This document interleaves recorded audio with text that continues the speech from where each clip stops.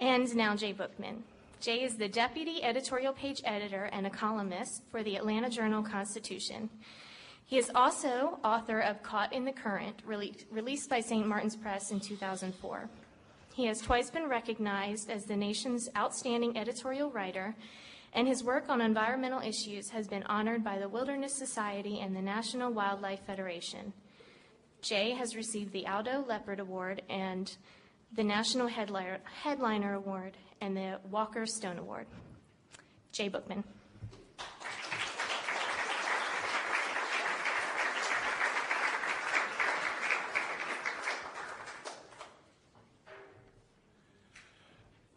Welcome. Those of you who are regulars here know that this is a duty usually done by my wife, Julie.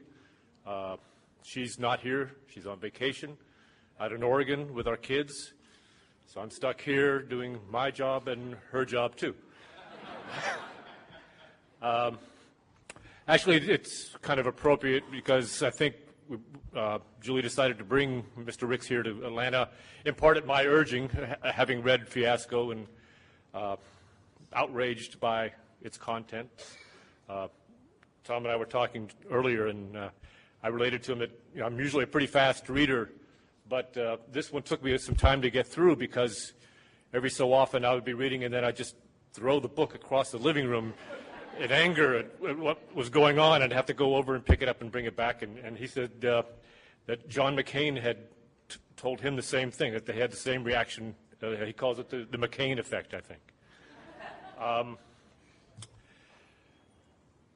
Tom is a writer for the Washington Post. Fiasco was a bestseller. He's a Pulitzer Prize-winning reporter who's worked previously with the Wall Street Journal. We were also talking about some mutual friends who woke up this morning to discover they were working for Rupert Murdoch, and what a change of life that is, a change of outlook. He's going on vacation, I take it, with a friend of his from the Journal, and I guess he's on suicide watch. Tom is also the author of Making the Core, which was, I think, published, 10 years ago? Which copies are here tonight, I see. It's a story of recruits going through basic training at Parris Island, what they go through, how in the Marines, how they form that esprit de corps. And with books like that, Tom has been able to, the worlds of journalism and the media and the military don't often mix very well. We have a hard time communicating across lines, don't we, General? We have different cultures, we speak different languages, we have different goals, we have different values, and sometimes communicating across those worlds is difficult. Tom has found a way to do that. He built a bridge, so to speak, between those two cultures. I think Fiasco's a testament to the importance of being able to do that. The information he got, the candor with which those folks spoke with him, officers who had served in Iraq, who had seen these things firsthand, who were willing to talk to him and trusted that he would handle it correctly.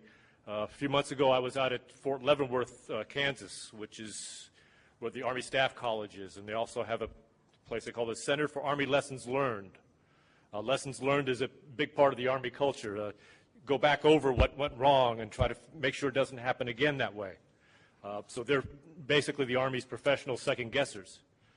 And when I was out there talking to those folks, I asked them because the literature on Iraq is getting huge, a stack, goes up to the ceiling probably. I said, what, in your estimation, is the best book on what has happened to the U.S. military in Iraq?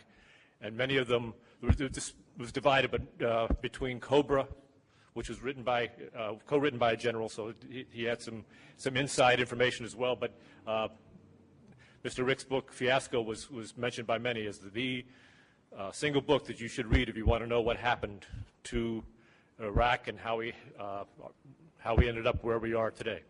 So, ladies and gentlemen, Thomas Ricks.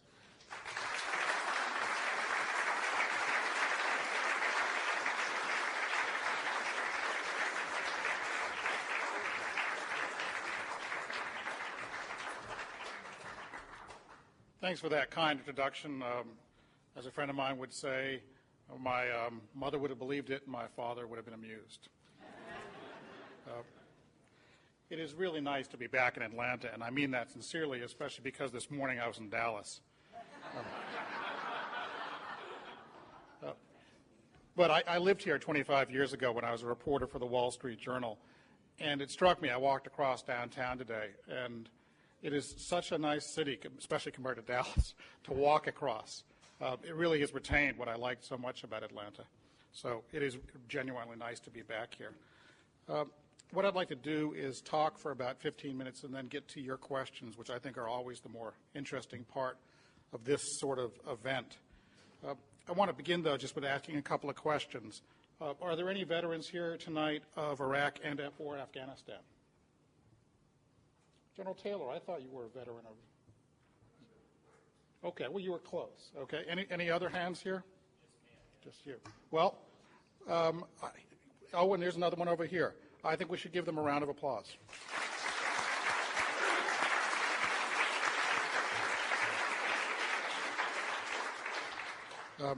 My measure of difficulty used to be Mogadishu, and I think, some really crummy situation I was in, I'd say, it's only half a Mogadishu. It's only 3/4 of a Mogadishu. It wasn't until Iraq when I learned you could have a multiple of Mogadishu. It is really hard. Second question I want to ask is, are there any Washington Post family members, alumni, or Wall Street Journal family members or alumni? Okay. Jonathan Weissman, a terrific reporter at the Post. His mother is here. No, any other Post or Wall Street Journal alumni? Okay. Well, then I'll fly the banner for both newspapers. In my opinion, there's only one good reason, or at least in my experience, only one good reason to write a book, and that's because you have to. You don't write, at least I don't write books about things I know and understand. I write a book because I want to try to figure out something. And the genesis of Fiasco for me was I got so tired of waiting for the U.S. Congress to ask some of these questions, I figured, well, I don't have subpoena power, I don't have the power of the purse, but I know a lot of people. I'm going to start trying to figure out what happened here, how it happened, why it happened. And when I finished this book, it was actually December 15th, 2005, when I finished the first draft, and I was going to go back to Iraq to do some final checking. I went downstairs and told my wife I finished it. She said, "What do you think?" And I said, "I'm happy. I don't care if it sells a single copy. I've done what I set out to do. I've answered the questions as best I could, and this is the best job I can do." I'm still asking those questions as a reporter, and eventually I'll probably write another book about this, going back and trying to figure out this phase of the war, what happened, why it happened, and how it's happening. So the question I am trying to address right now, and what I'm going to talk about tonight, is where are we going in Iraq? How is it going to play out? Every indication is that the current strategy, called the surge, which is kind of a misnomer, but that's what people call it, is working to a degree tactically. That is, it is improving security in some parts of Baghdad, not all parts of Baghdad, which are saturated now with U.S. troops who are deployed out in small combat outposts. The problem is that the stated purpose of the surge is not tactical, it is strategic. And the strategic goal of the surge is to create a political breathing space in which Iraqi political reconciliation can occur. Thus far, there is no evidence that that is succeeding. Zip, zero, nada, none. And in fact, there is strong evidence to the contrary, even today, when a large Sunni bloc pulled out of the government. I got a note from somebody today who was referring to the development of the Iraqi government, and I said that's like referring to Haiti as a developed nation. It's actually going the other direction. So, what's next? General Petraeus comes back in 6 weeks, along with Ambassador Crocker, to appear in front of the U.S. Congress. I think it'll be interesting, but it'll be what Shakespeare said in Macbeth, full of sound and fury, signifying nothing. But General Petraeus is not an idiot, as Shakespeare would have it. I think Petraeus will come back and testify and try to force the debate beyond the rather sterile dead end we're in now, which is all or nothing. Do we pull out altogether, or do we stay like we are now? And the answer is probably neither one of those things is going to happen. I think he'll try to push the debate, that is, towards the consequences of various actions. If you do X, what is Y? What happens next? If you do A and B, what is C? The key to Congress and the thing to watch next month is not going to be the Democrats. They pretty much know where they are. They have a variety of positions, but they pretty much have arrived at those. The key, I think, will be the 21 Republican senators who come up for re-election next year, including your Senator Chambliss, who I asked one day, what's it going to be like to run next year if Iraq is like it is now? And you can almost see his face turn white. He said it's not going to be like it is now. It's going to be much better, it's going to be much worse, but it ain't going to be like it is now. You have 21 of these senators who are up for re-election and are facing defeat really on the sole issue of Iraq. I expect you've already had about 5 or 6 bolt the party, maybe another 5 or 6 or even 10 will bolt the party. 10 more would give the Democratic leadership ostensibly a majority, a veto-proof majority in Congress, in the Senate. I don't think they're going to act on it, and for this reason. I don't think they are going to pull the plug on this war because the Democratic Party is terrified of getting tagged with losing in Iraq like they got tagged with the Vietnam War. And they were not trusted by the American people for 3 decades on national security issues. So I think they will oppose the war, but not actually try to stop it. What that means is we are going to be in Iraq at least for another several years. I think the beginning of wisdom on Iraq, and where I think the point of departure on the debate should be, is that there are no good answers left. We are long past the point where we had good options. We have wasted several years. We have wasted the patience of the American people and the Iraqi people. The question we have to ask ourselves, and it is a difficult one, is what is the least bad answer available? You can throw up any option to me, and I will point out to you that the downside is bigger than the potential benefits. Partition, sure, you might wind up with 3 civil wars instead of 1. Pull out altogether, stand by and watch genocide occur. These are real possibilities that we're going to have to watch. And unlike the Vietnam War, it's going to be with us for a long time. We as a nation could walk away from Vietnam pretty easily. If you were Cambodian, it stunk. If you were a Vietnamese ally of the Americans, it stunk. But as a nation, we kind of washed our hands of it. It was only 5 short years from the fall of Saigon to the election of Ronald Reagan and a supposed mood of dawn in America again. I can almost guarantee you that 5 years from now, we will not be talking about Iraq as something in the remote past. It will be with us. Why? Because Vietnam was essentially at the periphery of American interest. And in Iraq, we have walked smack dab into the most important region of the world economically that we could have messed up, and messed up this severely.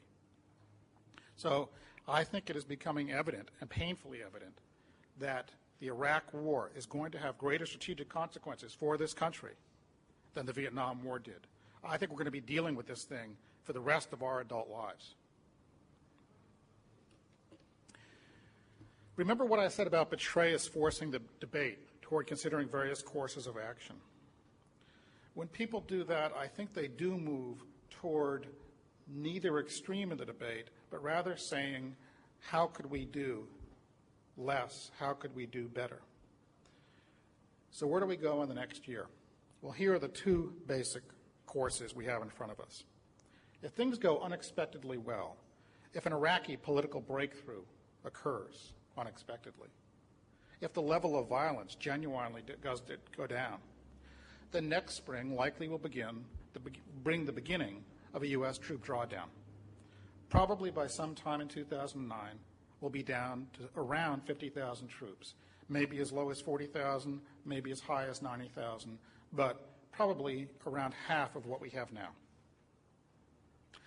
The other course is this. If things go badly, about as they are now or worse, with, say, an Iraqi unit turning on its American advisors or various other nightmares, then next spring will likely bring the beginning of a U.S. troop drawdown. And probably by sometime in 2009, we'll be down to around 50,000 to 70,000 troops. Why the same outcome?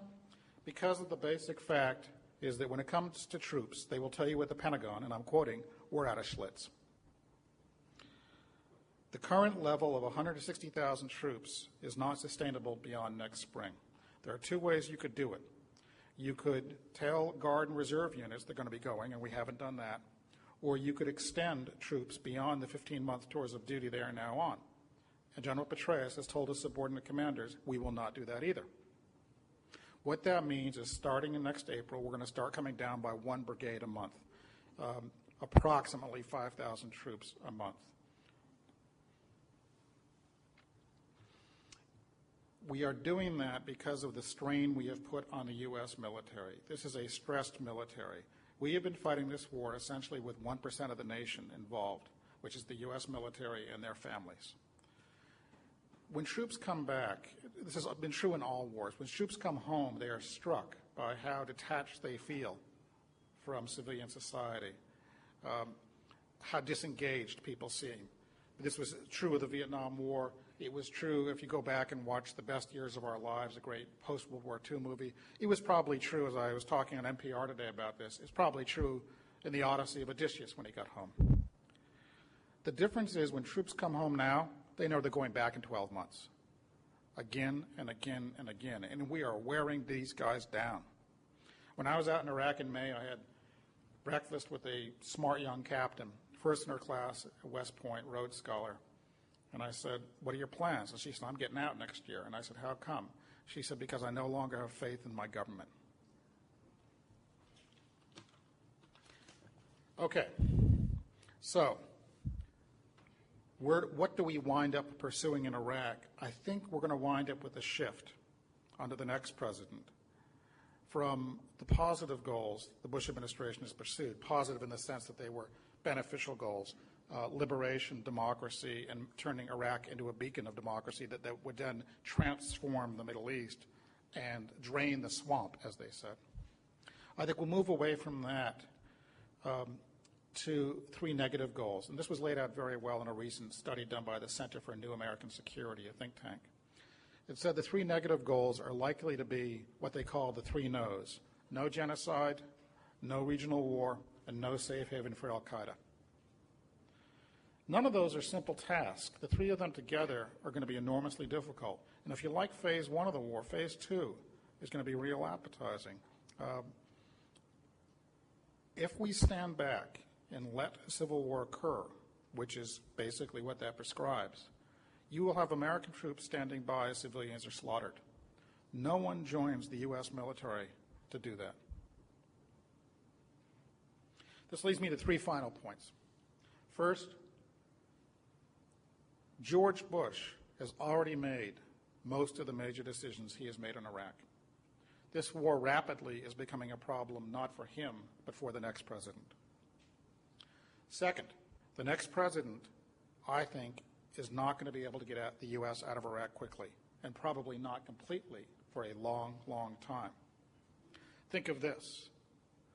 We are definitely going to be in Iraq at the end of George Bush's presidency. We may well be in Iraq at the end of the next president's presidency, even if it's a 2-term presidency. When I was writing this book, I'd look out the window every day at about 3 o'clock, and these cute little kids were walking up from the kindergarten at one end of my street to the daycare center at the other end of my street. And I would think one of those kids is going to fight and die in Iraq. And that's the optimistic scenario. That assumes that Iraq doesn't turn so violently anti-American that we just get booted. But what the next president will have that this president doesn't have is a diplomatic opening. I think both allies, neutral countries, and even some adversaries are going to want to demonstrate during the first 6 months of the next presidency that they really weren't anti-American, they were just anti-Bush. And the next president could capitalize on that, pulling in regional countries and also NATO allies to perhaps do more than they're doing now, because right now most other countries are either sitting on their hands or are actively bad actors undercutting us. Third, though, and this is where I will end, it will not end well. I think the best way to understand Iraq is as a tragedy. In that point, keep Shakespeare in mind. His tragedies of 5 acts, and I think right now we're only in Act 3. And now you can see why Jon Stewart called me Little Miss Sunshine. That takes care of my prepared remarks. I'd like to get to your questions now. I only have one request, which is don't be too polite. I'm a reporter, and I have very thick skin. And so you really need to make your point fast and quickly, have some muzzle velocity. Okay? So.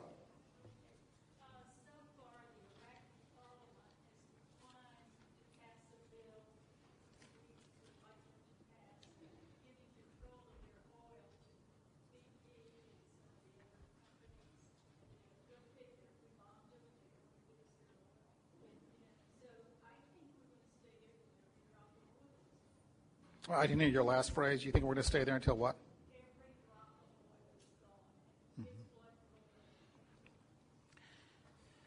I agree with part of what you say. I agree with the part. Oh, the question was, basically, we're there for oil, aren't we? That's what it's about, and we keep on telling them to do things they don't want to do. I agree with you that Iraq is important because of oil. The whole region is important because of oil. What I would love to see this country do is make the region less important, especially to us. I don't agree with a lot of what Tom Friedman in the New York Times writes, but I really think he's right in saying, let's get serious about energy conservation and getting this country off the oil addiction, especially Middle Eastern oil. That would really decrease the leverage the entire region has over our interest. What I don't agree with you is on the notion that we're going to stay until every little drop of oil is pumped. The fact of the matter is Iraq isn't pumping the oil it could be. It's one reason the country looks like the lower end of the third world. It should be the leader of the Arab world. It's the only Arab country that has the three essential ingredients: water, people, and oil. Egypt has water and people, doesn't have oil. Other countries have people or other countries have oil. They have all three. They should be out in front of the whole Arab world. Well, it depends on what you think of Saddam Hussein, whether they were doing well before we came in. The country was falling apart under Saddam Hussein. It's fallen apart more under our presence. What you have in Iraq right now, though, is a lot of fighting going on over that oil. And it's not really with us. It's with each other. Down south, for example, I worry about a looming intra-Shiite civil war between Shiite factions.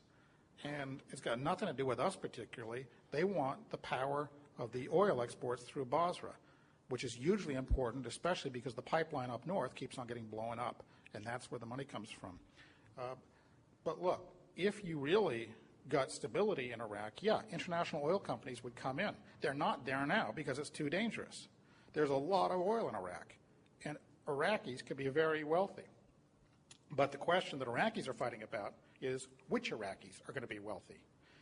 And this is the fundamental problem I think we have in Iraq is we want them to do a bunch of things they don't want to do because they're all fighting with each other. And they're all fighting over who gets what. Next question, please.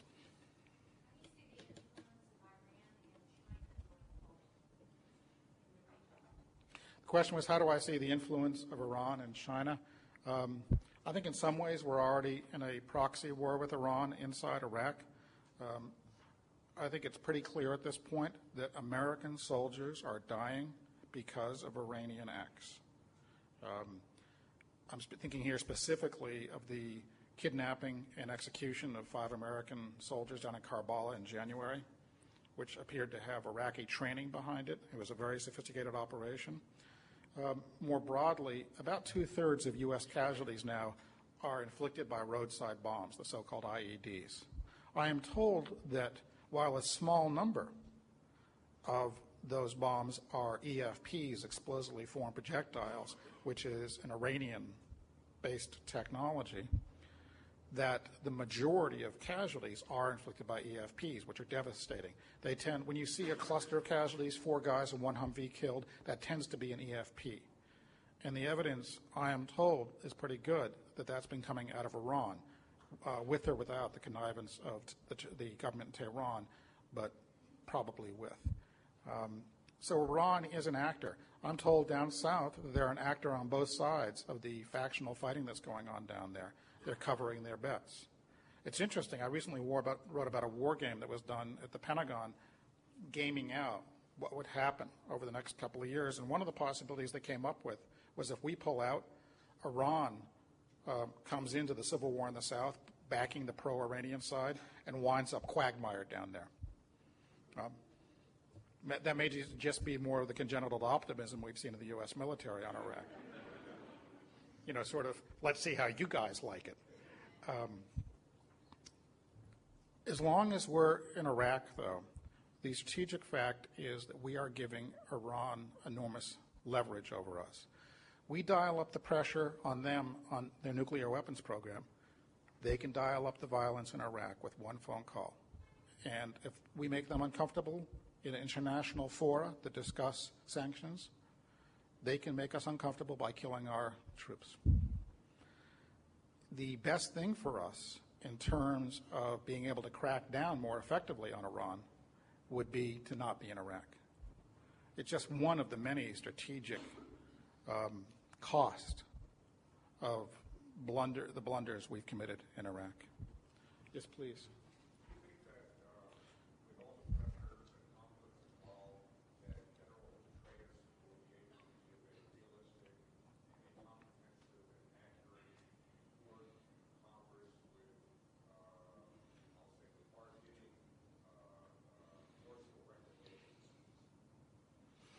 The question was, do I think that General Petraeus, when he testifies in front of Congress next month, will be able to give a realistic, comprehensive, and accurate summary or assessment of what's happening in Iraq?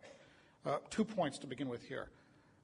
When I was in Iraq in May, I was really surprised. I used to hate going into the Green Zone. It was safer than the rest. The Green Zone is the international sort of zone downtown Baghdad where we have our headquarters. It was safer, but it was so unreal. I would just get this sort of headache from the unreality, the fantasy world that the generals were living in. I remember having an argument a couple of years ago. This general, unfortunately a Marine general, was telling me how great things were out in Baghdad. And I said, put on some civilian clothes, don't take your weapon with you, and walk a mile. You will not survive. He said, nah, come on. I said, let's go. It's a myth, by the way, that reporters live in the Green Zone. Some do now because of the danger. We don't. We live out in what the military calls the Red Zone, which is the rest of Iraq. And I've always thought that's one reason that we had a better feel for what was going on than a lot of generals did, because we lived out among the population. And that's one reason I think that the strategy General Petraeus has adopted of moving the troops out to live among the people is the right strategy. Probably too little too late, but it is the right strategy. It plugs you into what's happening. We used to be out on 90-minute patrols, and then the other 22 and a half hours a day, our troops were up back on the big bases.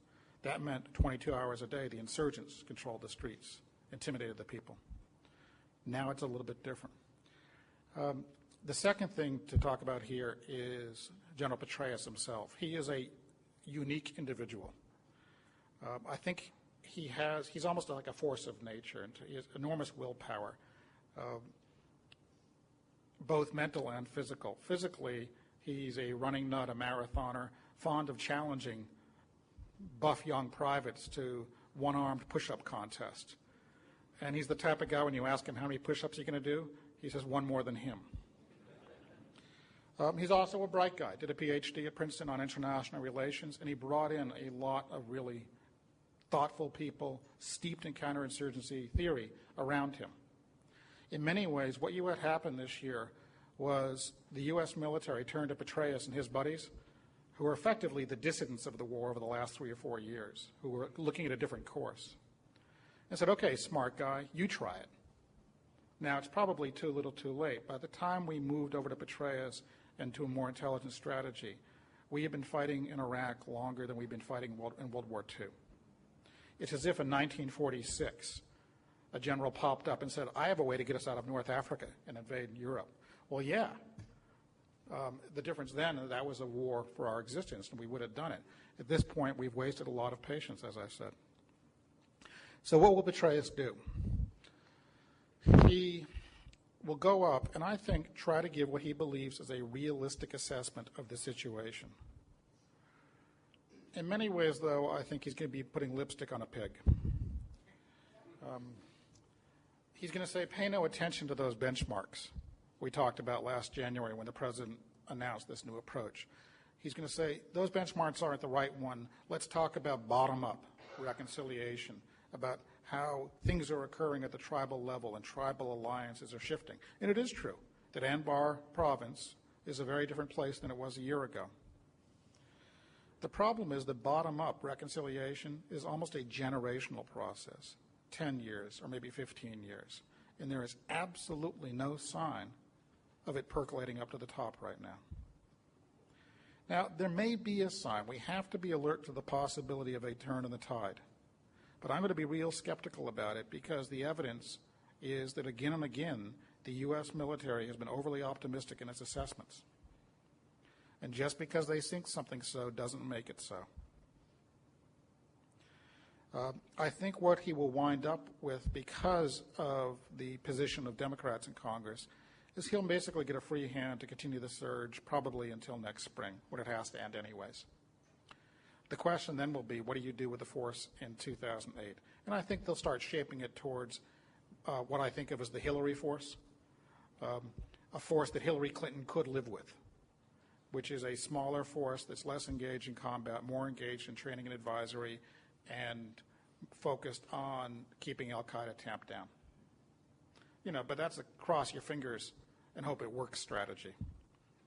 But that's about all they have left. Please. Oh, sorry. Yes. Thank you very much. First of all, thank you for starting with talking about the difference between technical and strategic approach, because this is very important. And I think this is where the American politics always fall short. I'm Egyptian American. Growing up in the years of college in Egypt, I remember very well when our government was recruiting to send young people to Afghanistan and what this did to all of us today. So my question is two parts. Part one is today. We keep talking, all these talking heads on TV talking about dividing the country, putting the country together. We don't have control over the country. What are they talking about? This is number one. Number two, 20 years from now, what will happen? Is anybody in the political environment today in America is asking this question? I mean, Osama bin Laden is my generation. He's almost 50 years old. The people that are growing today in Iraq are going to be nightmare, and I'm not hearing anybody asking this question. Thank you. Thank you. Your first comment, I think, wasn't really a question, but it was a comment, but I agree with it. Excuse me. There is a hubris, I think, that we unconsciously have as Americans looking at Iraq, thinking that our actions are dispositive. One of the things I do like about Petraeus and the people around him is they know that's not true. What General Petraeus fundamentally is fighting for right now, and this is a surprise to Americans, is relevancy in Iraq. Last year, 2006, the United States became irrelevant in Iraq. A small-scale civil war broke out, and it had nothing to do with us. It was about who controlled the future of Iraq, and the Americans had no effect on it. They were off on their big bases, thinking they were driving towards a transition. Meanwhile, a civil war was going on in the streets. Second, 20 years from now, great question. 20 years, 50, and 100 years from now.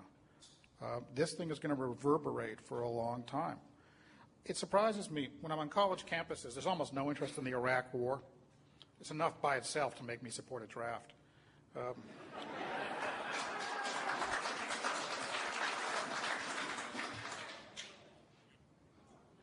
But the one thing that does seem to get their attention is when I give their generation a shout out for my generation, and I say, hey guys, thanks for paying for the war. Thanks for picking up the tab, because my generation is not paying for it. Among the many anomalies in this war is it's a war being fought while we're cutting taxes. That means basically the Chinese government, because it is financing it, because the Chinese are buying American Treasury bonds. And you can see these college students look at each other and go, what? Nobody told me that. And then they start getting a little bit more interested. I'll tell you, I could spin out nightmares here all day, but quickly, 2 nightmares that really worry me. If we continue to blow it as badly as we have in Iraq, you could easily wind up with somebody who does unite the country under the banner of anti-Americanism. A new strongman, a younger, tougher Saddam with sharper teeth. And I look at this every day when I read the sort of summaries of the Iraqi papers. I'm looking for somebody, a young officer, young enough to not be tainted by Saddam, so a lieutenant, captain, or major. An Iraqi or perhaps mixed parentage, half Kurdish, Kurdish Sunni mother, Shiite father, something like that. He's going to have a reputation for austerity. He drives a Volkswagen. He spends a month in the desert each month meditating. But he can be brutal to troops who abuse women. He executed offhand a soldier he found raping a woman or something. And he's going to unite that country. He's going to harness the oil money. He's going to spend billions of dollars, and he's going to buy himself a nuclear weapon. And we're going to wind up with the Iraq that the Bush administration falsely believed it faced in 2003. That's my real nightmare. But man, I can give you shorter-term nightmares. Say we move to a policy of containment, which I think is where we're drifting toward right now. Containing Iraq, you guys want to have a civil war, knock yourselves out. We stand back, we let genocide occur, and we set up refugee catchment areas because you don't want refugees going in and destabilizing the entire Middle East. So they have to be kept in Iraq. So we send up refugee camps, guarded by American troops. Well, that's going to be a great mission, both for the American soldier and for the kid growing up inside that camp as we grow the next generation of the PLO. I mean, this ball is going to be bouncing down the road in a variety of ways. That's why I think, as I said at the end, we're only in Act 3 of a 5-act tragedy. You ain't seen nothing yet. Rosencrantz and Guildenstern are still alive. One of them is the Iraqi prime minister. Yes, you're welcome. Mm-hmm. Is it really the ones who are causing all the trouble? No, it is not really the organization that is causing all the trouble. But Al-Qaeda at this point is not an organization, it's a point of view. And yeah, there are relations between the larger Al-Qaeda, the 9/11 Al-Qaeda, and the guys in Iraq.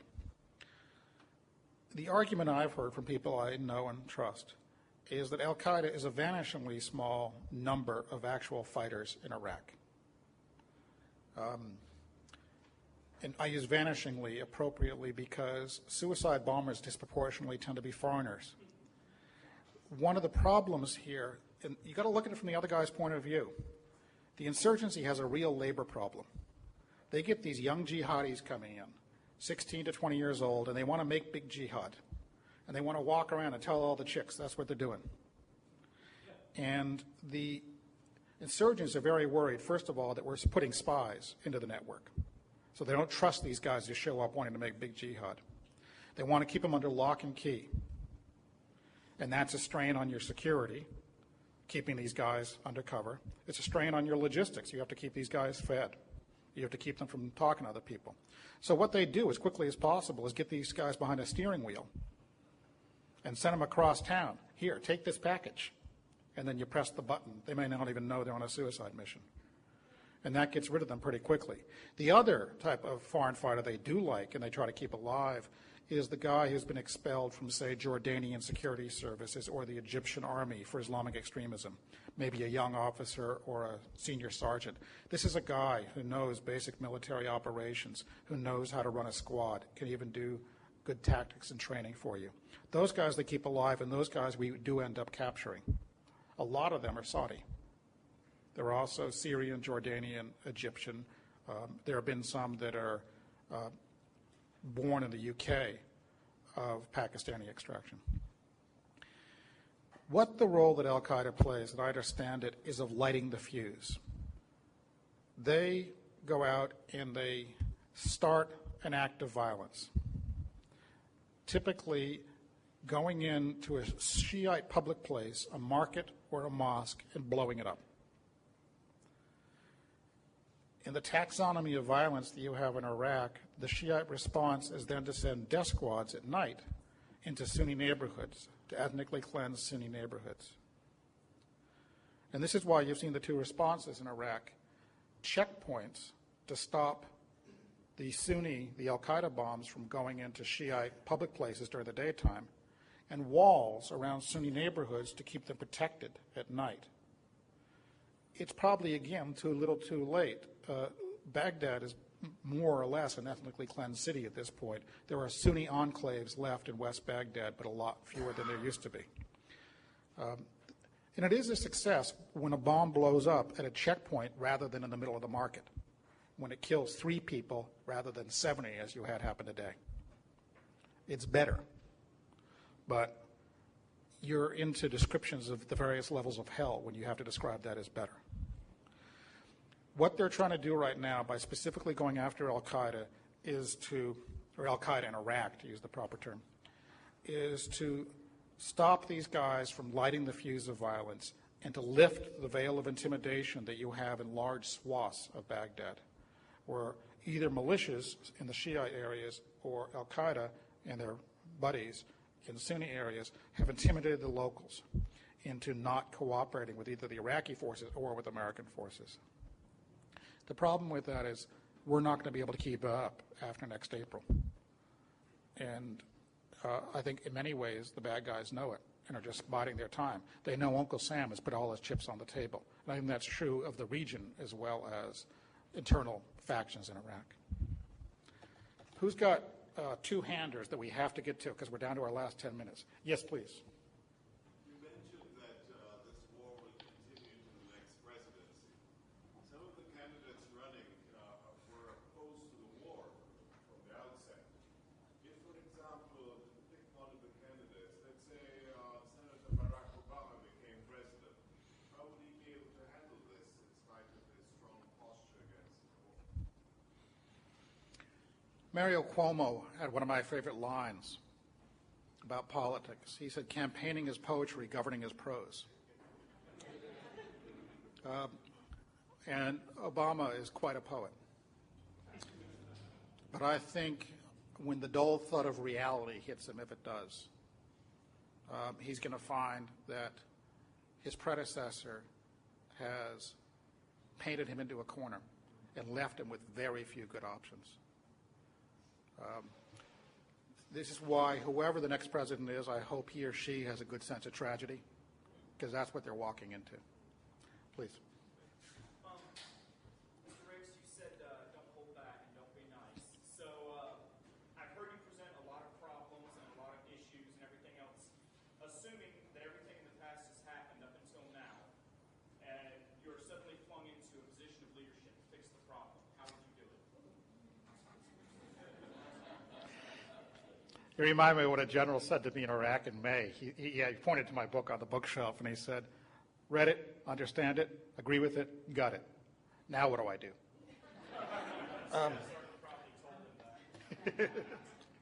Were you a staff sergeant?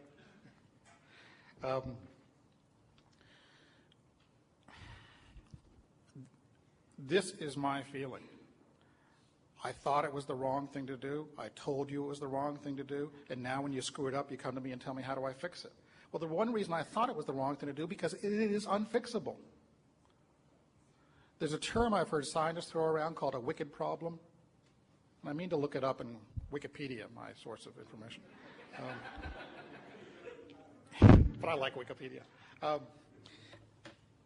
As I understand, a wicked problem is something that no matter how you try to fix it, no matter what you try to do, it makes it worse. And they're almost, it's a problem that lacks a solution.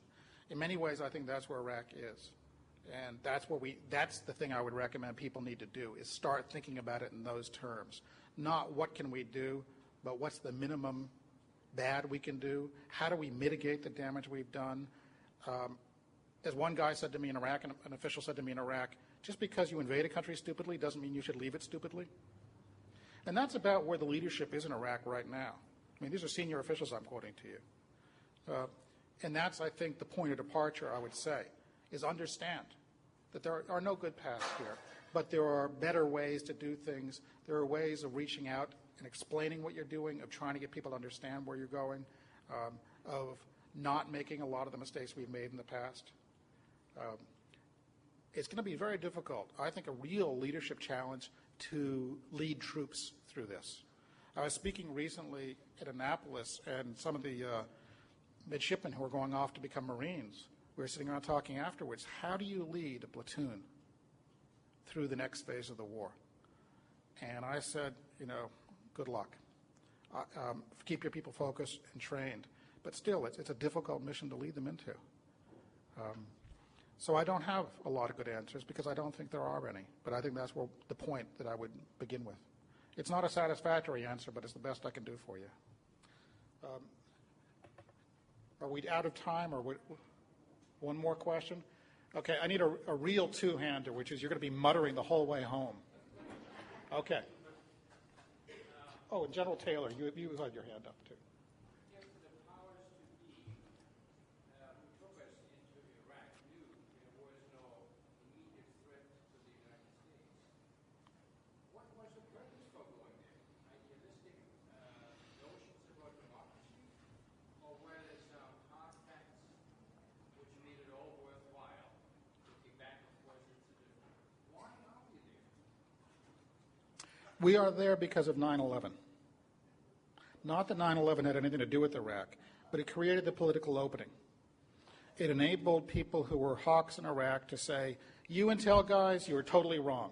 You blew it on 9/11, you don't know Iraq either. As we know now from the 9/11 Commission, the intelligence guys did not blow it. They actually delivered timely and accurate warnings that were ignored at top levels. It enabled Paul Wolfowitz, the Deputy Secretary of Defense, to make the argument to me and others, which is people who are for containment and for stability as the goal in the Middle East are responsible for 9/11. The pursuit of stability is what led to 9/11. And if you like 9/11, just keep it up. And so they turned American policy in the Middle East on its head. We really started to have a policy in the Middle East in about, I think it was 1945, when Franklin Delano Roosevelt sat down with the Saudi king on the USS Quincy in a ship off the coast of Saudi Arabia. And our policy from that day was stability, even if it meant supporting authoritarian leaders and at the expense of democratic aspirations. After 9/11, the Bush administration turned that upside down. Stability was no longer the goal of U.S. policy in the Middle East. It was the target. And the way they put this was, we're going to drain the swamp. Remember, drain the swamp of terrorism. We are going to invade Iraq and transform it into a beacon of democracy that will then transform the entire region. Now, you think of that now and go, what were they smoking? But that was U.S. policy, and I think the whole country was knocked off balance by 9/11. The U.S. Congress went and hid in the basement, and that's not a partisan crack. Democrats as well as Republicans wanted nothing to do with getting in the way of this war. Now I think the country is coming back into equilibrium, and it's kind of it's like waking up from a 5-year drinking binge. What did we do? And now we got a big hangover. And we don't know how we got into this fix. But I think it was basically an historical accident. I worry in some ways that we walked right into Al-Qaeda's trap. That it was a provocation. They were saying, hit me right here, or do anything, but don't throw yourself into that briar patch, to use an Atlanta metaphor. And we did. The smart move, the move actually recommended by General John Keane, the Vice Chief of Staff of the U.S. Army, was don't do Iraq. Keep 2 U.S. divisions on the Afghan-Pakistani border until we have bin Laden. Keep your eye on the ball. Well, we took our eye off the ball. And General Taylor, he's an old friend, so I got to give him the right, first of all, to ask a question, but also to denounce me if he cares to.